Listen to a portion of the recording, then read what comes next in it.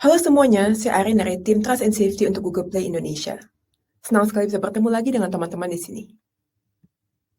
Sebelum kita mulai, saya ingin ingatkan, dilarang merekam video atau membagikannya di media sosial. Jika ada pertanyaan, mohon gunakan slido.com dengan kode acara ID webinar Q424 untuk submit pertanyaan. Dan mohon berikan masukan kepada tim kami melalui kode QR masukan. Sekarang, mari kita lihat beberapa pembaruan kebijakan. Yang pertama, kami memperluas cakupan fungsi medis. Aplikasi memiliki fitur atau informasi terkait kesehatan sebagai bagian dari fungsinya, atau yang mengakses data kesehatan untuk mendukung fitur non-kesehatan, harus mematuhi kebijakan Google Play yang ada, termasuk privasi, penipuan, dan penyalahgunaan perangkat. Selain itu, semua developer harus melengkapi formulir pernyataan aplikasi kesehatan di konsol Play. Kami juga mengupdate panduan yang terbaru untuk aplikasi kesehatan dan medis, termasuk aplikasi terkait kesehatan dan medis tidak boleh menyesatkan atau berpotensi membahayakan pengguna. Aplikasi yang perlu dihubungkan ke hardware atau perangkat eksternal harus diungkapkan dengan jelas di deskripsi. Jika aplikasi menggunakan sensor perangkat untuk fungsi kesehatan, deskripsi harus berisi informasi kompatibilitas perangkat tersebut. Jika aplikasi merupakan perangkat medis yang telah mendapatkan izin atau persetujuan regulasi, bukti tersebut harus diberikan jika diminta. Aplikasi yang tidak diatur dan disetujui oleh otoritas kesehatan terkait harus menyertakan pernyataan penyangkalan yang jelas dan menunjukkan bahwa aplikasi tersebut bukan perangkat medis dan tidak mendiagnosis, mengobati, menyembuhkan, atau mencegah kondisi medis apapun. Semua aplikasi kesehatan dan medis harus mengingatkan pengguna untuk berkonsultasi dengan tenaga kesehatan. Untuk mengetahui lebih lanjut mengenai pembaruan ini, buka link di layar atau pindai kode QR. Pembaruan kebijakan layanan dan kesehatan lainnya adalah tentang misinformasi kesehatan.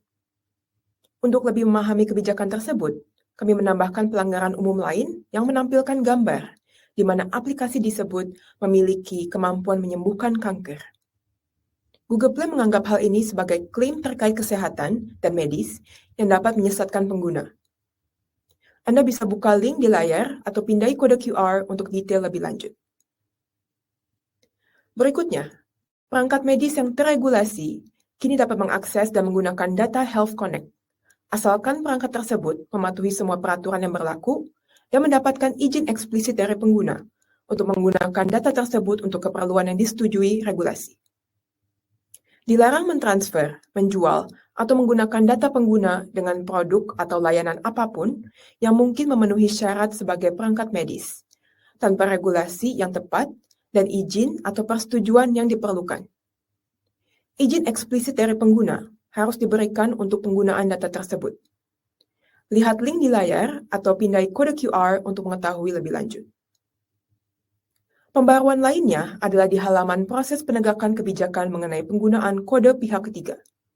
Hal ini untuk memperjelas bahwa kode pihak ketiga, contohnya SDK, dipertimbangkan saat mengambil keputusan mengenai kepatuhan aplikasi Anda.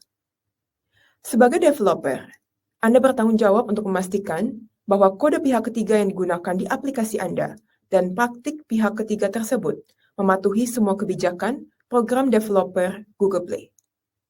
Untuk mengetahui lebih lanjut mengenai hal ini, buka link di layar atau pindai kode QR. Untuk pembaruan terakhir, kami memperbaiki bahasa di kebijakan mengenai melindungi data dan privasi pengguna untuk mengarahkan developer langsung ke kebijakan Google Play yang relevan dan paling berguna. Singkatnya, hal ini bertujuan untuk memperluas pemahaman developer dan semakin baik dalam melindungi pengguna dan data perangkat mereka.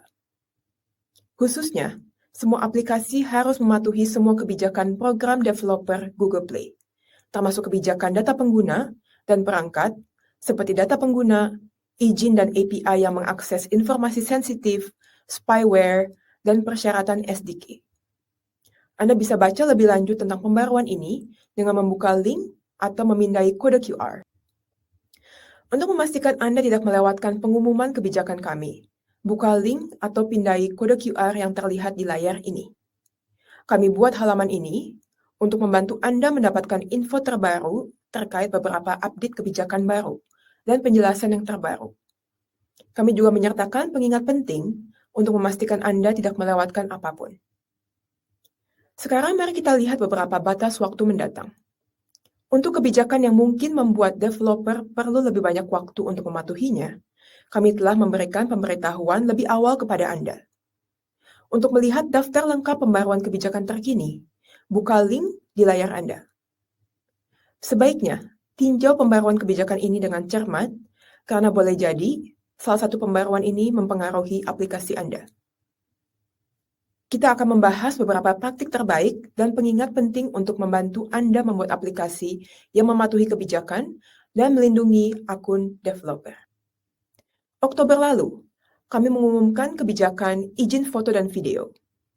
Semua aplikasi yang menggunakan Read Media Images atau Read Media Video diharuskan melengkapi deklarasi atau menghapus izin akses luas ini dan menggunakan solusi alternatif, seperti contohnya pemilih foto. Jika Anda tidak mengirimkan formulir deklarasi, pembaruan pengiriman aplikasi apapun akan diblokir untuk pengembang yang tidak mematuhi kebijakan.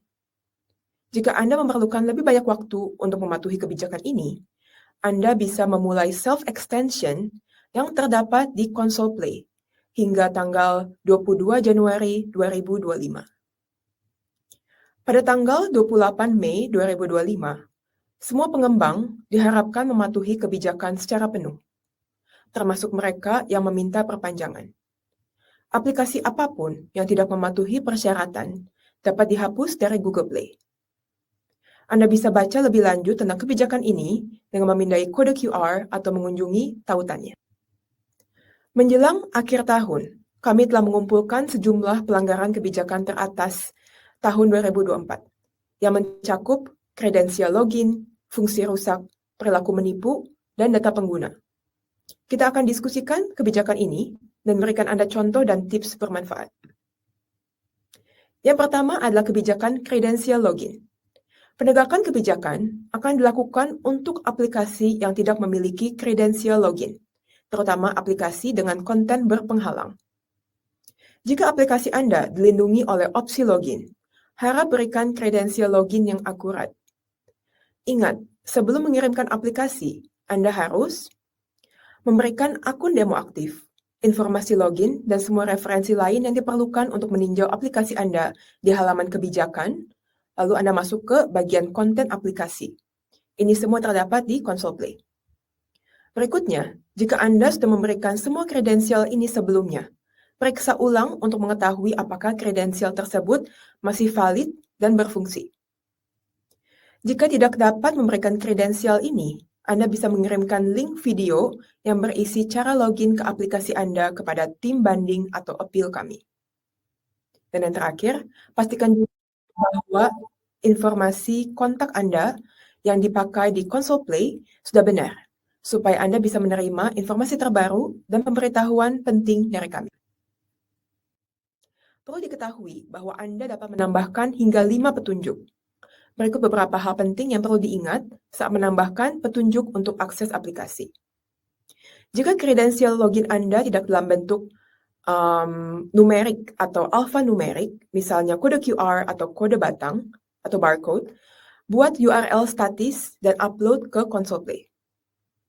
Jika aplikasi Anda biasanya memerlukan kode verifikasi 2 langkah atau sandi sekali pakai atau OTP, mohon berikan kami kredensial login yang bisa digunakan kembali dan belum habis masa berlakunya, atau petunjuk mendetail untuk mengakses aplikasi Anda. Jika aplikasi Anda biasanya menggunakan sandi yang bergantung pada lokasi, contohnya sandi yang dibatasi wilayah geografis, berikan kredensial login yang valid terlepas dari lokasi pengguna, misalnya kredensial login master. Jika kredensial login Anda biasanya tidak berbahasa Inggris, mohon berikan versi bahasa Inggris dari semua kredensial login yang diperlukan melalui Console Play. Untuk informasi lebih lanjut, mohon periksa link atau kode QR di layar. Sekarang, mari kita lihat beberapa contoh pelanggaran kebijakan umum untuk membantu Anda mempersiapkan dan membuat aplikasi Anda tersedia untuk ditinjau. Pelanggaran pertama adalah kredensial sudah tidak berlaku. Hal ini terjadi ketika nama pengguna yang Anda berikan tidak berfungsi atau tidak valid. Untuk mengatasinya, Anda harus mengirimkan kredensial baru yang masih berlaku, supaya Google Play bisa meninjau aplikasi Anda. Terkadang, developer memberikan kami kredensial login yang tidak menggunakan bahasa Inggris dan menggunakan karakter khusus untuk nama pengguna, atau sandi. Untuk mengatasinya, mohon kirimkan versi bahasa Inggris dari semua kredensial login yang diperlukan. Berikutnya adalah pembuatan akun.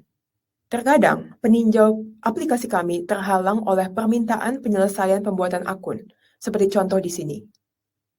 Buat aplikasi Anda tersedia untuk ditinjau dengan mengirimkan kredensial baru yang tidak memerlukan pembuatan akun. Contoh lain adalah aplikasi yang meminta sandi sekali pakai atau OTP, atau kode aktivasi. Untuk masalah ini, Anda harus memberikan kredensial login yang dapat digunakan kembali dan masih berlaku. Perlu diperhatikan bahwa pengulas atau peninjau dari Google Play tidak bisa menerima sandi sekali pakai atau OTP, atau kode aktivasi. Lanjut ke akun demo. Dalam contoh ini, Anda harus membeli, mendaftar untuk periode uji coba atau langganan, atau memasukkan detail kartu kredit untuk mengakses fitur dalam aplikasi. Untuk masalah ini, berikan detail akses ke akun demo yang tidak memerlukan pembayaran atau detail pembayaran supaya Google Play bisa meninjau aplikasi Anda.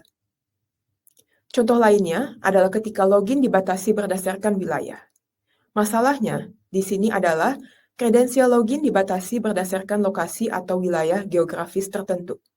Untuk mengatasi masalah ini, mohon berikan kredensial yang valid dimanapun lokasi. Untuk contoh terakhir di bagian kredensial login, gambar di sini menunjukkan aplikasi yang mengharuskan pengguna memasukkan informasi perangkat hardware atau detail kendaraan untuk mengakses konten dalam aplikasi. Perlu diperhatikan bahwa Anda harus memberikan kredensial dan semua detail lain yang diperlukan supaya peninjau Google Play bisa mengakses aplikasi Anda.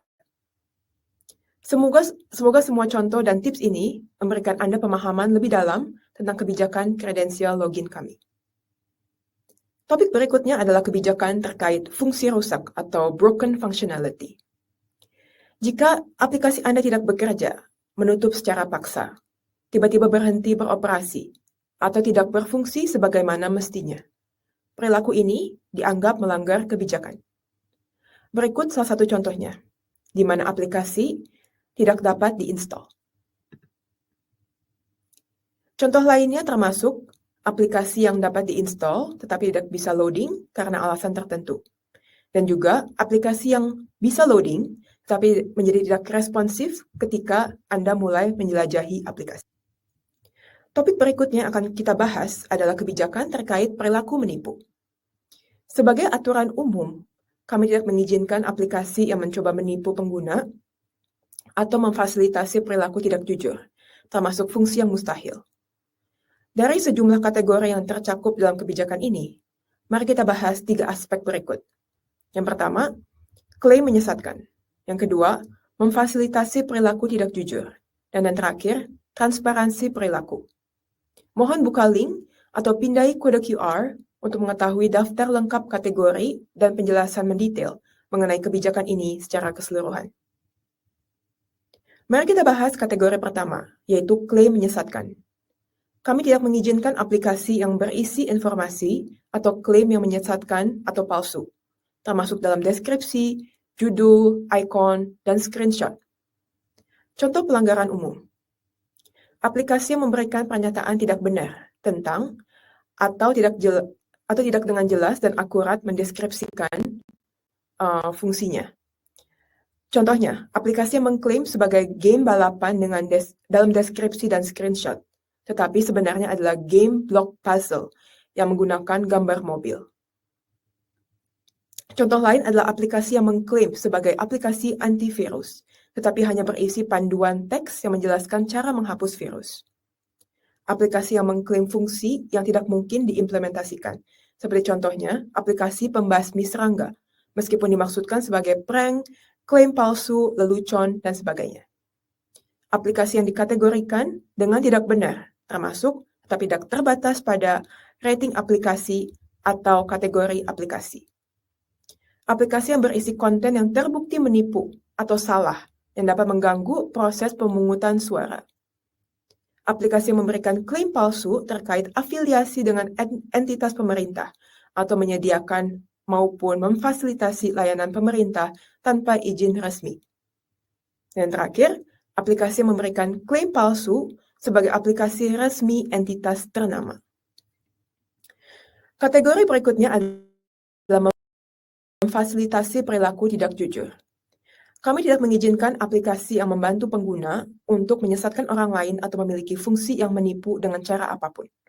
Hal ini termasuk, tetapi tidak terbatas pada aplikasi yang membuat atau memfasilitasi pembuatan kartu tanda pengenal, nomor jaminan sosial, paspor, ijazah, kartu kredit, rekening bank, dan surat izin mengemudi. Aplikasi harus memberikan pengungkapan, judul, deskripsi, dan gambar atau video yang akurat terkait fungsi dan atau kontennya. Serta harus memiliki performa yang wajar dan akurat sesuai ekspektasi pengguna. Contoh pelanggaran umum. Aplikasi yang meniru aplikasi atau situs lain untuk mengelabui pengguna supaya mengungkapkan informasi pribadi atau autentikasi. Aplikasi yang menggambarkan atau menampilkan nomor telepon, kontak, alamat, atau informasi identitas pribadi aktual yang belum diverifikasi milik individu atau entitas yang tidak memberikan izin. Aplikasi dengan fungsi inti yang berbeda berdasarkan geografi pengguna, parameter perangkat, atau data lain yang bergantung pada pengguna. Dan perbedaan tersebut tidak ditampilkan dengan jelas kepada pengguna di listingan Play Store. Aplikasi yang berubah secara signifikan dibandingkan versi sebelumnya tanpa memberitahu pengguna. Dan yang terakhir, aplikasi yang mencoba mengubah atau menyamarkan perilaku selama peninjauan. Kategori terakhir yang kita bahas adalah transparansi perilaku. Kebijakan ini menentukan bahwa fungsi aplikasi harus jelas bagi pengguna. Jika selama peninjauan aplikasi, kami menemukan bahwa aplikasi Anda berisi komponen berikut. Fitur yang tersembunyi, tidak aktif, atau tidak terdokumentasi dalam aplikasi Anda, atau teknik atau mekanisme yang berfungsi untuk menghindari peninjauan aplikasi oleh kami, Anda akan diminta untuk memberikan detail tambahan guna memastikan keamanan pengguna aplikasi, integritas sistem, dan kepatuhan terhadap kebijakan. Topik terakhir yang kita diskusikan adalah pelanggaran kebijakan data pengguna. Prinsip yang mendasari kebijakan data pengguna kami adalah memastikan pengguna Anda mengetahui data apa yang Anda akses dan juga tujuannya. Data apapun yang dikumpulkan dari atau tentang pengguna, termasuk informasi perangkat mereka, harus ditangani secara transparan. Artinya, tujuan akses, pengumpulan, penggunaan, aktivitas berbagi data oleh aplikasi, dan pembatasan penggunaan data harus diungkapkan. Jika Anda menyertakan kode pihak ketiga seperti SDK di aplikasi, Anda harus memastikan bahwa kode pihak ketiga yang digunakan di aplikasi Anda dan praktik data pihak ketiga tersebut mematuhi kebijakan program developer Google Play. Mari kita lihat contoh di sebelah kiri ini. Di sini, aplikasi meminta izin akses ke data sesuai konteks, sehingga pengguna memahami alasan Anda memerlukan izin atau data tersebut. Gunakan data hanya untuk tujuan yang diizinkan oleh pengguna. Jika nantinya Anda ingin menggunakan data tersebut untuk tujuan lain, Anda harus bertanya kepada pengguna dan memastikan pengguna tersebut menyetujui penggunaan tambahan tersebut. Sekarang, mari kita lihat contoh di sebelah kanan. Ini adalah permintaan izin dari aplikasi perkiraan cuaca. Untuk aplikasi dengan fungsi seperti ini, tidak wajar jika aplikasi meminta izin pengguna untuk mengakses identitas, kontak, dan sebagainya. Jadi pastikan izin yang diminta aplikasi Anda masuk akal bagi pengguna. Jika tidak, Anda mungkin tidak akan lulus peninjauan kami. Berikut adalah contoh pelanggaran umum lainnya. Di sebelah kiri, Anda akan melihat pesan yang menunjukkan tujuan spesifik akses, penggunaan, dan pengumpulan data pengguna. Sedangkan contoh di sebelah kanan, pengungkapannya tidak jelas dan tidak spesifik untuk SMS. Semua aplikasi harus memposting link kebijakan privasi di kolom yang ditetapkan di konsol Play, dan link atau teks kebijakan privasi di dalam aplikasi itu sendiri. Pastikan kebijakan privasi tersebut tersedia di URL aktif yang dapat diakses secara publik dan tidak dibatasi oleh wilayah, bukan PDF, serta tidak dapat diedit. Selain itu, kebijakan privasi beserta pengungkapan apapun dalam aplikasi harus secara komprehensif mengungkapkan cara aplikasi Anda mengakses, mengumpulkan, menggunakan, dan membagikan data pengguna yang tidak dibatasi oleh data yang diungkapkan dalam label privasi. Hal ini harus mencakup, yang pertama, informasi developer dan kontak privasi atau mekanisme untuk mengajukan pertanyaan. Berikutnya, mengungkapkan jenis data pengguna yang bersifat pribadi dan sensitif yang diakses, dikumpulkan, digunakan, dan dibagikan aplikasi Anda. Dan pihak manapun yang Anda ajak bekerja sama untuk berbagi data pengguna yang bersifat pribadi atau sensitif. Prosedur penanganan data yang aman untuk data pengguna yang bersifat pribadi dan sensitif. Berikutnya, kebijakan retensi dan penghapusan data developer. Pelabelan kebijakan privasi yang jelas, misalnya, tercantum sebagai kebijakan privasi di dalam judul. Dan yang terakhir, entitas, seperti developer atau perusahaan yang disebutkan dalam listingan Play Store harus muncul dalam kebijakan privasi, atau aplikasi harus diberi nama dalam kebijakan privasi. Perlu diperhatikan bahwa aplikasi yang tidak mengakses data pengguna yang bersifat pribadi dan sensitif tetap harus mengirimkan kebijakan privasi. Berikut sejumlah tips untuk memastikan kepatuhan terhadap kebijakan privasi. Untuk aplikasi yang meminta akses ke izin atau data sensitif, Anda harus menyediakan link ke kebijakan privasi di halaman listingan Play Store dan di dalam aplikasi. Pastikan kebijakan privasi Anda dicantumkan di URL yang aktif, berlaku untuk aplikasi, dan mencakup privasi pengguna secara spesifik. Kebijakan privasi beserta pengungkapan dalam aplikasi apapun harus secara komprehensif mengungkapkan cara aplikasi Anda dalam mengumpulkan, menggunakan, dan membagikan data pengguna, termasuk kepada siapa data akan dibagikan. Silakan berkonsultasi dengan perwakilan hukum Anda untuk mendapatkan informasi selengkapnya terkait apa saja yang diperlukan. Mari kita lihat beberapa contoh. Contoh pertama, menunjukkan kebijakan privasi di aplikasi Google Maps. Contoh kedua, menunjukkan kebijakan privasi di halaman listingan aplikasi Play Store. Perlu diingat bahwa kebijakan privasi harus bisa diakses dari dalam aplikasi dan halaman listingan aplikasi di Play Store. Di bulan Juli 2023 lalu, kami mengumumkan perluasan persyaratan verifikasi pengembang yang harus diselesaikan semua pengembang sebelum mempublikasikan aplikasi di Google Play. Kami ingin menyoroti pembaruan ini sekali lagi untuk menekankan pentingnya membangun komunitas kepercayaan dengan pengguna kami dan memberikan mereka lebih banyak keyakinan bahwa aplikasi yang mereka install aman dan terjamin. Secara khusus, hal ini membantu kami mengurangi penipuan, mencegah penyebaran malware, dan membantu pengguna membuat pilihan yang tepat mengenai aplikasi yang mereka download. Kami ingin mengucapkan terima kasih kepada ratusan ribu developer yang telah menunjukkan dukungannya dengan menyelesaikan verifikasi mereka. Bagi mereka yang masih berupaya melengkapi persyaratannya, mari kita mulai dengan daftar persyaratan untuk akun pribadi dan akun organisasi. Harap perhatikan bahwa konsol Play akan mencantumkan dokumen persis yang diizinkan untuk developer tertentu berdasarkan negara atau wilayah mereka. Jadi harap periksa daftar spesifik Anda untuk melihat apa yang perlu Anda kirimkan. Kunjungi tautan yang ditampilkan atau pindai kode QR untuk membaca semua tentang petunjuk detailnya. Setelah Anda memberikan informasi developer dan telah diverifikasi, informasi tersebut akan muncul di bagian About Developer atau tentang pengembang di Google Play.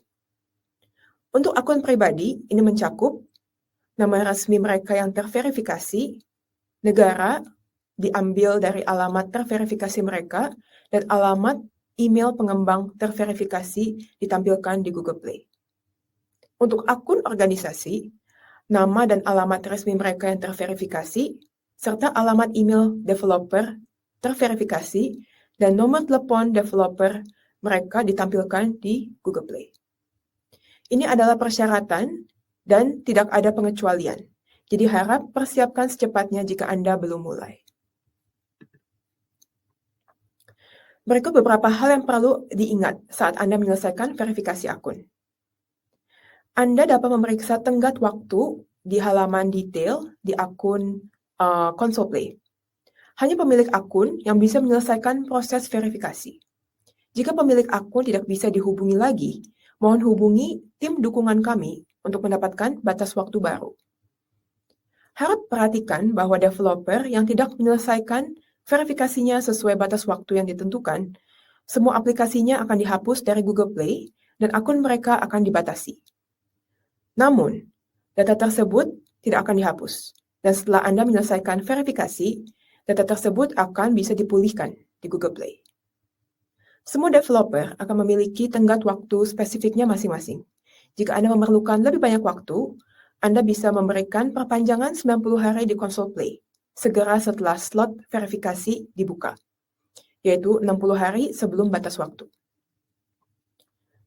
Kami akan mengirimkan Anda pengingat di setiap langkah untuk membantu Anda menyelesaikan prosesnya. Pemilik akun akan diberitahu melalui email 60 hari sebelum batas waktunya. Dan halaman beranda akun Console Play mereka akan diperbarui dengan alur proses verifikasi untuk melacak kemajuan Anda. Juga akan ada pemberitahuan peringatan yang akan dikirimkan 28 hari sebelum batas waktu Anda. Berikut beberapa tantangan yang mungkin Anda hadapi, dan ada juga tips penting tentang cara melewatinya. Jika Anda berencana untuk memverifikasi sebagai sebuah organisasi, pastikan Anda memiliki nomor DUNS yang tersedia gratis dari Dun & Bradstreet. Memintanya mungkin memerlukan waktu 30 hari. Jika Anda sudah memiliki nomor DUNS, pastikan informasi Anda up to date. Harap ikuti panduan dengan cermat di Console Play, terutama dalam menyediakan dokumen identitas yang diperlukan untuk jenis akun pilihan Anda. Alasan utama developer gagal dalam proses verifikasi adalah karena memberikan dokumen yang tidak didukung, dokumen yang tidak berlaku, atau dokumen yang tidak menyertakan informasi yang sesuai. Jadi harap pastikan semua dokumentasi yang dikirimkan sudah benar berdasarkan pedoman kami. Kami juga membuat panduan komprehensif ini yang akan membantu organisasi memverifikasi akun developer Console Play mereka. Anda bisa memindai kode QR atau mengunjungi link yang ada di sini untuk informasi lebih lanjut. Kami telah menerima masukan dari developer yang telah melalui proses verifikasi dan sedang berupaya melakukan perbaikan lebih lanjut pada langkah verifikasi kami. Jika Anda mengalami kebuntuan dalam proses karena alasan apapun, mohon Anda hubungi tim dukungan kami. Sekali lagi, terima kasih telah melalui proses penting ini bersama kami.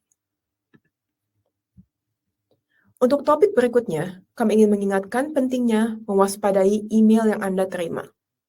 Pastikan untuk memverifikasi bahwa email tersebut merupakan email Google Play yang valid.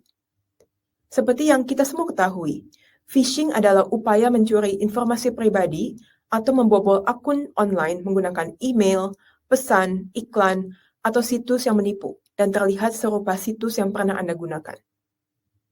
Berikut adalah beberapa tips dan teknik pencegahan scam yang kami bagikan awal tahun ini untuk melindungi bisnis Anda dari scammer yang mungkin mencoba meniru identitas Google Play. @google.com adalah satu-satunya domain email valid yang kami gunakan untuk menghubungi developer. Google Play tidak akan meminta kredensial akun atau kode sandi verifikasi melalui email atau chat, atau meminta akses ke akun Console Play manapun. Perhatikan bahwa setiap URL yang dapat diklik dan tidak berakhiran dengan @google.com perlu dicurigai, apapun logo, konten, dan formatnya. Jika informasi sensitif telah dibagikan kepada pihak yang mencurigakan, segera ubah sandi akun Google Anda. Dan gunakan autentikasi 2 langkah pada akun Google Anda untuk mencegah penyusupan akun secara efektif. Pesan phishing biasanya akan meminta informasi pribadi atau keuangan Anda, meminta Anda mengklik link atau mendownload software, meniru identitas organisasi ternama seperti bank Anda, situs media sosial yang Anda gunakan, atau tempat kerja Anda. Meniru identitas seseorang yang Anda kenal seperti anggota keluarga, teman, atau rekan kerja. Dan yang terakhir, terlihat persis seperti pesan dari organisasi atau orang yang Anda percayai. Jika Anda memberikan informasi akun Google Anda ke situs apapun yang ditautkan dari notifikasi yang mencurigakan, sebaiknya segera ubah sandi Anda. Anda juga bisa menggunakan fitur laporkan phishing di Gmail jika Anda menerima email phishing yang mencurigakan. Untuk topik berikutnya, Google Play mengirimkan hasil peninjauan kebijakan setiap kali Anda mengirimkan aplikasi baru atau ketika Anda mengupdate aplikasi. Jika aplikasi Anda tidak mematuhi kebijakan developer Google Play, Anda akan menerima email berisi detail pelanggaran kebijakan. Untuk melihat detailnya, di konsol Google Play, Anda bisa membuka halaman detail masalah dan melihat screenshot atau contoh yang diberikan oleh peninjau kami untuk bisa lebih memahami pelanggaran Anda. Sebagai pengingat penting, kami ingin menekankan bahwa dengan mengikuti panduan kami, Anda bisa memastikan bahwa aplikasi Anda akan dipublikasikan di Google Play. Jika aplikasi Anda ditolak, perbaiki masalah apapun yang menyebabkan pelanggaran kebijakan, lalu kirim ulang aplikasi Anda.